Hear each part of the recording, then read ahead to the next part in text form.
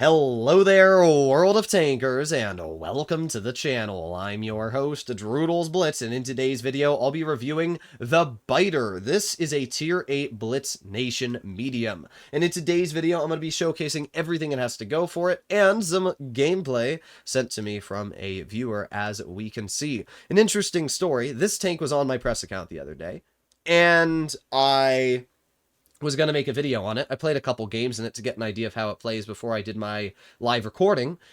And, well, weirdly enough, I loaded my press account up the next day. Gone. I messaged Wargaming, did not get a reply. It's been like 3 days now. I wish Wargaming replied better, but they didn't. So I was in my Discord server this morning, and somebody tagged me in the replays channel, and they were playing in the BITER. And I said, how the heck do you have this tank? It's not even released yet. Well, it turns out Wargaming did a live stream the other day, and they gave the BITER to like 70 people in live stream chat at random. One of my viewers was one of the people that managed to get this tank. So I said, hey, can you shoot me some replays of this vehicle so I can showcase it on the channel? And that's exactly what we have here today. So it's pretty sweet that I actually have gameplay to show you guys of this tank. I was already able to play it into myself, so I can give you my full opinion on the vehicle. And it's nice, because I don't know why Wargaming removed it from my press account. And I'm not breaking any rules, because it's already been given to players that have it on their account. So yeah, with that being said, today I'm going to be letting you know everything you need to. So let's start off with the statistics of this tank. What does it have going for it? Well, let's start with the armor. Is the armor good? Is it bad? It's all right. You know, its turret has pretty good armor in general. We can see this is what 200 millimeters of pen looks like, so your average medium. And yeah, the turret's pretty good. It's going to get bounces basically everywhere if you're hiding the hull. It does have one major weak point, though, and that is this lower part. If you get shot, in fact, in one of the replays, you're going to see 2 shells back-to-back end up penetrating that bar there. It's very easy to hit it because the tank only has 6 degrees of gun depression, so if you're hiding the hull, this is a pretty easy weak point to shoot, especially because even if you miss, sometimes your shell will ricochet off the upper plate and still end up hitting that weak point, which is something to keep in mind. It does have, overall, though, a pretty strong turret, and if you're using the gun depression it has, you can get a lot of bounces. The hull is pretty bad. We can see that even the upper plate, where it has like this cutout on the armor, you can pretty easily pen these points here, which can be really annoying because even if somebody misses, they can still end up getting a lucky pen on your upper plate. But in general, the hull, pretty weak, 160. You're not going to get many bounces on flat ground. The side armor is surprisingly good because it's angled, so you can actually get a lot of bounces on the side armor, kind of like a T-22 medium, even if you're over-angled a little bit. It's obviously not super thick, like the sides of the tank are only 56, but you can definitely get some goofy bounces from a lot of lower caliber guns, especially when you're just driving along, so pretty dang nice. The major selling point of this vehicle, though, is the gun. It's a 5-shell auto-reloader. It reminds me of an M4FL10 at Tier 8. You lose DPM the more you eat into your clip, so we can see here it takes 5.43 seconds to reload this first shell, and then every subsequent shell gets quicker and quicker down to 2.72 seconds. There's an intra-clip of 1.5 seconds on the shells. So if you add the 2.72 plus the 1.5, it's still going to be quite a bit faster than the 5.43 seconds on shell 1. So definitely you're going to want to conserve your shells and then dump them when you need to. But let's be honest, it doesn't make too much of a difference if you dump the clip. So just use the shells as you will. It's not like a Forest Witch where you're going to lose DPM and eat into your reserve shell. With that being said, overall, the gun, it's kind of mid in terms of its penetration. It's only 190 on the standard, which is one of the worst in the mediums class.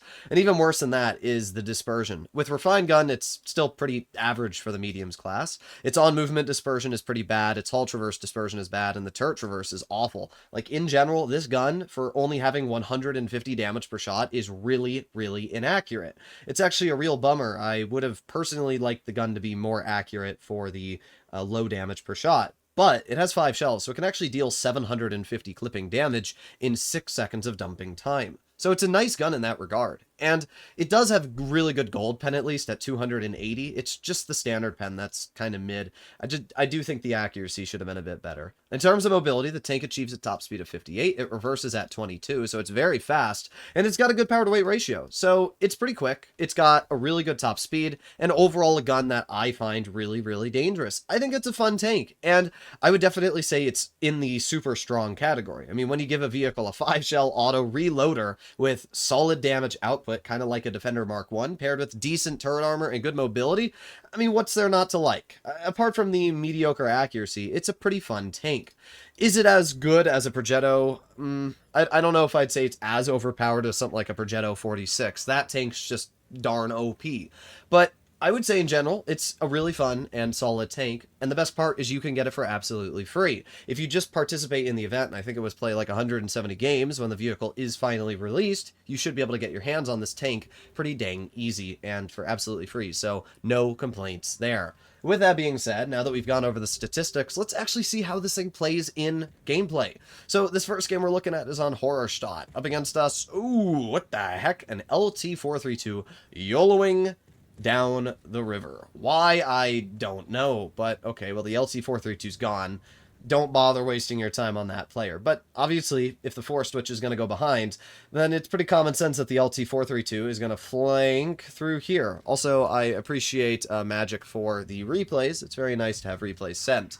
So there you go. 2 shells, 296. 3 shells, 450. Ooh, 638 in the final shell.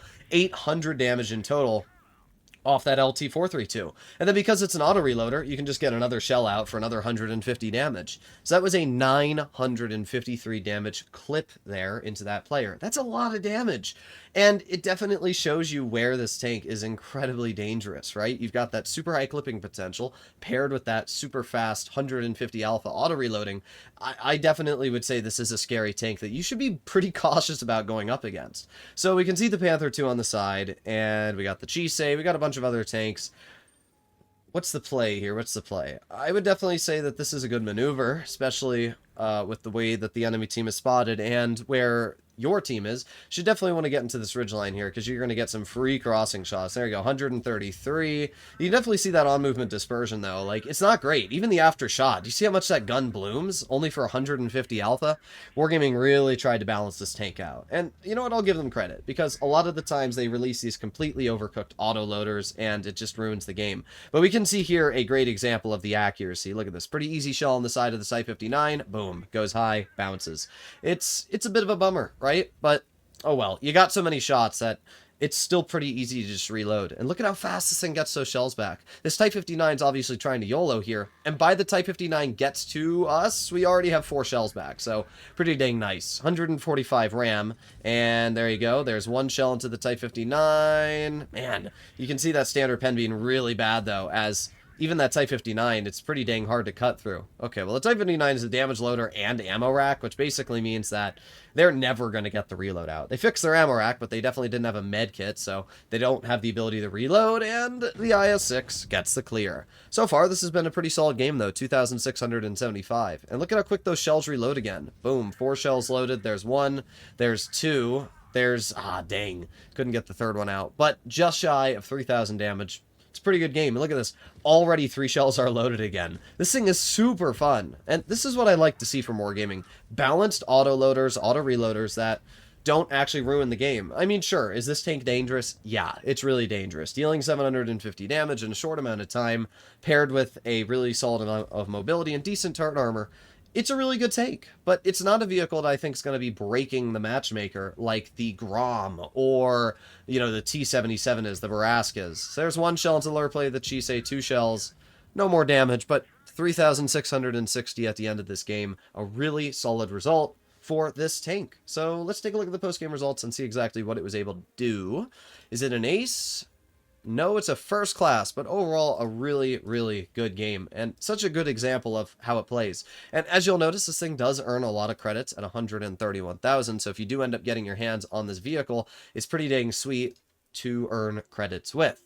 So the second game we have is on Dynasty's Pearl, and it's up against tier 9s. So let's skip ahead just a little bit to where the action starts. Now you're going to notice that the armor on this vehicle is not nearly as effective as you'd think, right? And when you pair it with the poor gun depression, it can definitely be a bit awkward. Like that there, I don't even know where that Skoda penned. I really don't, but it went through. And my assumption is that the Skoda was able to cut through the mantlet just because it has enough penetration to go right through. But yeah, it's definitely a little annoying when you're up against some higher tiered vehicles that have good standard pen and they can just go right through the mantlet or the actual turret itself without actually having to aim. And then you can see the gun depression makes this tank really awkward because you got to overexpose by so much to have the opportunity to shoot the enemy. So we got the Leopard PTA in mid, can't shoot that. We got the VK45. Looks like the team's playing pretty aggressive here, so I'd definitely start moving up. And oh boy, we got the enemy Skoda again who shoots us. Okay, well that's not great. Down almost half the health. Ooh, there you go. Nice snap into the VK for a whopping 130. There's one shell into the K91, and there you go again. Another penetrating shell right into this vehicle's turret.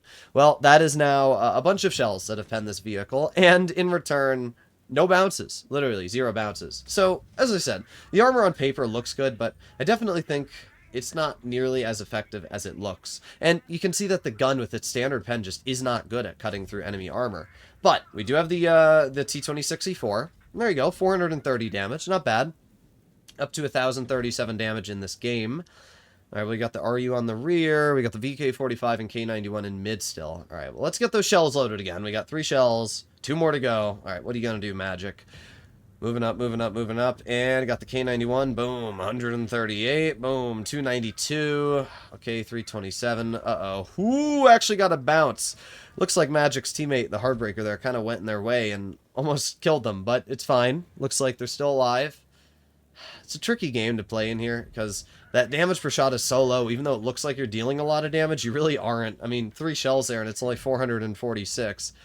Oh, we got the back of the VK. There's 145, another 300. That's still pretty good, to be fair. 3 pens into the K91, 2 pens into the VK45. That's still 750 damage, and it places Magic over 2,000 damage in this game. So all that's left is the K91, and boom, 130 damage, dealing just shy of 2,500 in this game.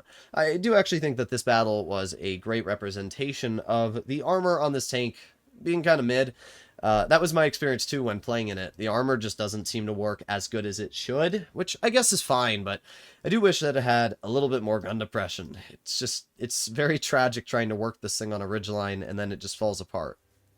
Alright, well, let's take a look at this last game. Falls Creek. What do we have? We got a Bisante, a Smasher, and an FV201A45. Now, I should mention that this is the EU server, and you're going to watch some absolutely goofy gameplay in this battle.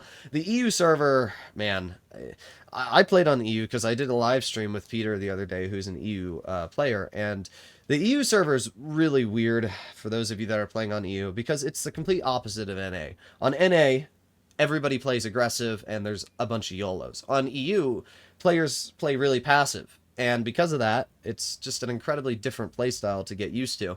But the Hawk 30 bounces, and a nice pen into the Hawk. Okay, decent start. 450 damage bounced. I would guess that's because the Hawk's shell ricocheted. Okay, I don't know how that didn't pen the Hawk, but there you go, another bounce. That's a good example of the turret armor actually doing its job, right? We can see that there were some shells fired at the turret, and they bounced right off. Oh, we got the T-54 lightweight. There's 133, 271, 424, 612, and 746, which is just the average damage this vehicle can deal in a clip. That's already 900 damage dealt and 1,180 blocked. So we can see this is a much better example of where the turret's actually able to get bounces. All right, let's move up here. We got the STA and the Hawk 30. Okay. Well, the Hawk should be pretty easy damage. We can see the enemy heavies are over on base C, so it doesn't look like there should be too much over here. Boom, 1 shell into the STA, 2 shells into the STA, 3 shells, 4, and what? Oh my god. Well, Magic just got snapped by a camping Smasher. Oh boy. I just have no words, dude. I have no words. But 1,660 damage, so at least the clip was penned, but like, bruh.